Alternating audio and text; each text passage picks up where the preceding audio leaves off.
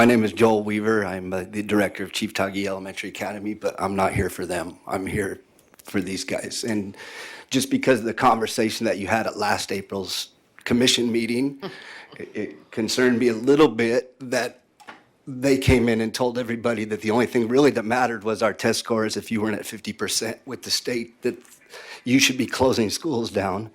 I don't believe that's true at all. If you believe that, you probably wouldn't have passed this one, because they probably will not be at 50% for a while either. My kids go to a public school, Stocker Elementary. It's 30% Hispanic, 30% Indian, and 30% white. Now, to think that they're going to meet those goals, they probably won't either.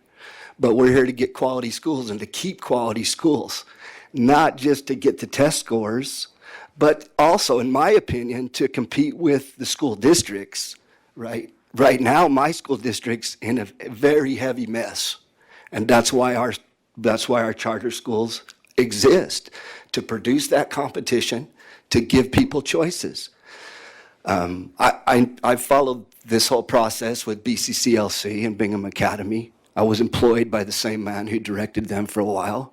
I have a good insight into what happened there. But 5 years ago, BCCLC was the top ISAT school in our district, and probably Snake River as well. And that was 5 years ago, until all the financial stuff started to come together that took away from their vision and mission.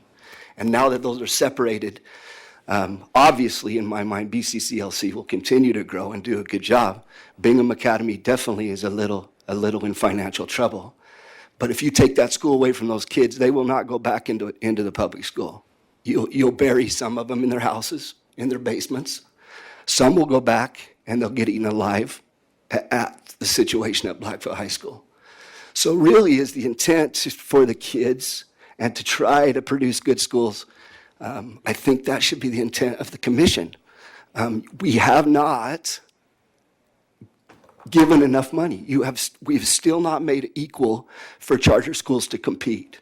You know, they still don't have that money. We still have to come up with building money, and we all sit there trying to get the money to get into those buildings, right? And these people still struggle after 20 years, but we still haven't passed the legislation to give them the money.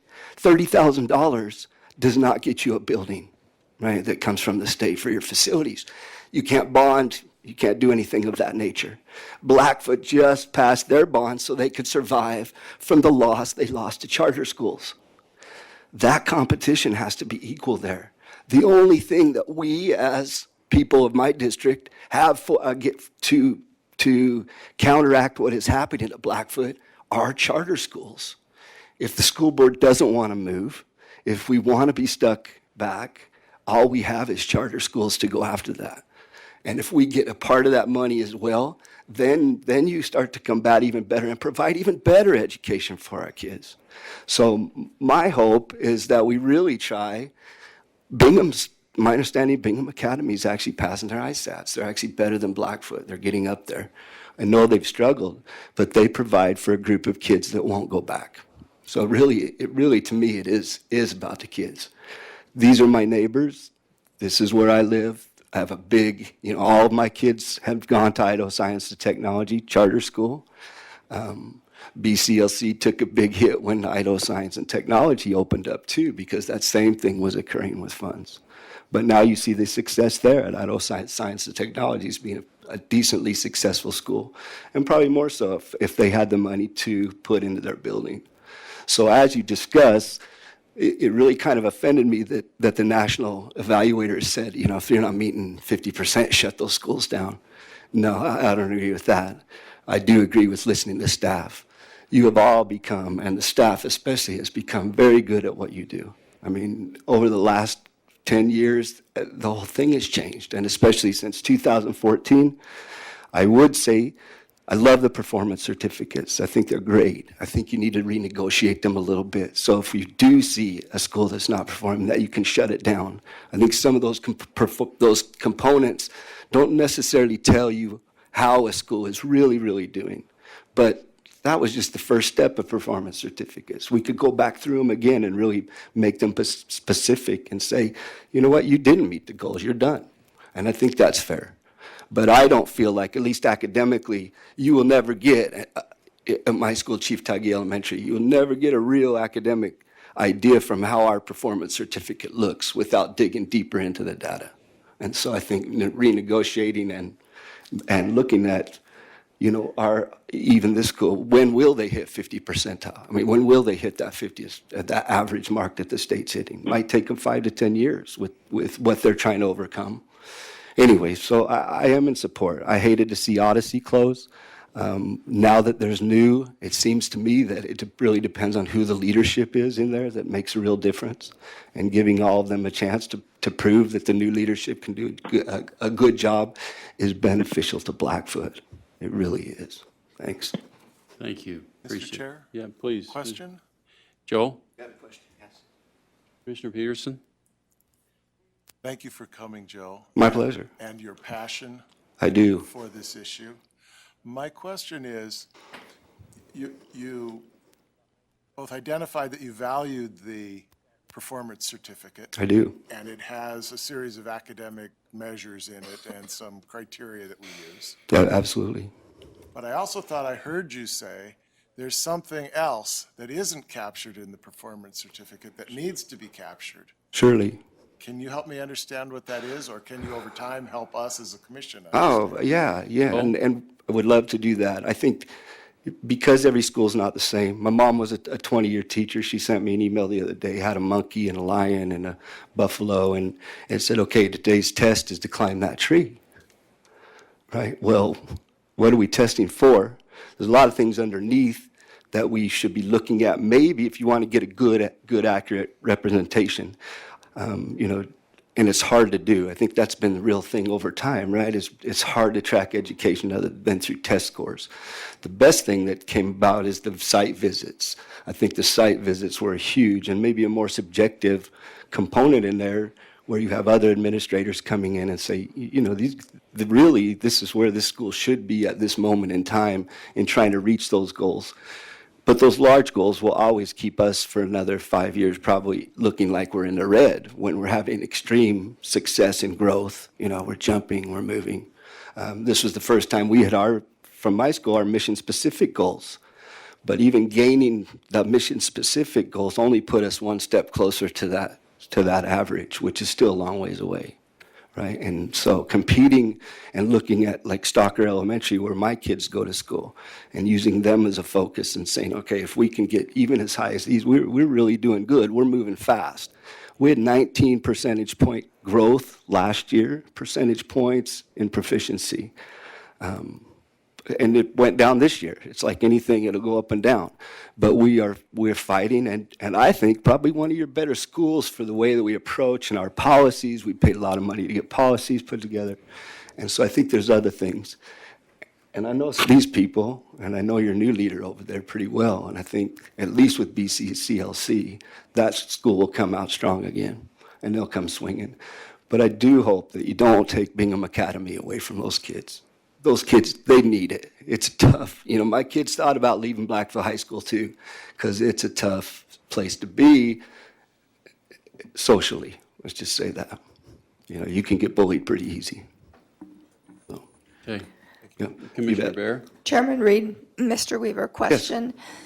So I need to understand, you seem to be expressing a fear that if schools, charter schools, traditional schools in general, don't meet 50% proficiency, that this commission and or somebody else will close them down. Is that correct? Mr. Weaver? I believe it was you that kind of hesitated at that statement too from the last commission meeting when they said you should be shutting more schools down because they're not meeting the average state test score. And then right after that, they said, well, you can compare that to, to the same socioeconomic or the same demographic, and you'll get a clearer picture of that. Yeah, I think there's just more to it than just that test score that I think as part of a performance certificate is necessary. Are you growing? Are you moving towards that? But to think that all of our charter schools will even get to 50%, I think that's that's a failed notion to begin with. Even your bottom half moving up means that the average is going up as well. So I don't think that basing it just on that is an effective way. I think we could go back and look at things that would be more specific to schools rather than one general statement of this is what's good for a school or not. But that's a process. So. Well, and just a clarification, I mean, we can't close a school anyway. Right. I mean, just because. I mean, you make it sound like if they're not 50%, we're going to hatchet them out of here. That's not, no. that's not how it works. I didn't think you would, Chairman Reed, but I felt like when that national authorizer came in, that's what they were trying to push you towards more. Well, He stated you have 10 schools that didn't meet this, but you've cut none. Doesn't work in the process. That's not how it works here. Good. That's how I felt. Chairman Reed. Yeah, please. And Mr. Weaver, that's my point, is my concern is when people operate under an unsubstantiated fear that the commission and/or somebody is going to come in and swoop down and close schools. You heard Director Basinger, just recently in the beginning of the meeting, state under what conditions statutorily that we can close a school. Mm-hmm. I'm concerned about the unsubstantiated fear that that's what our job is and that that's what we're going to do. I don't think that builds relationships between schools and the commission and schools and the staff. I agree with you 100%.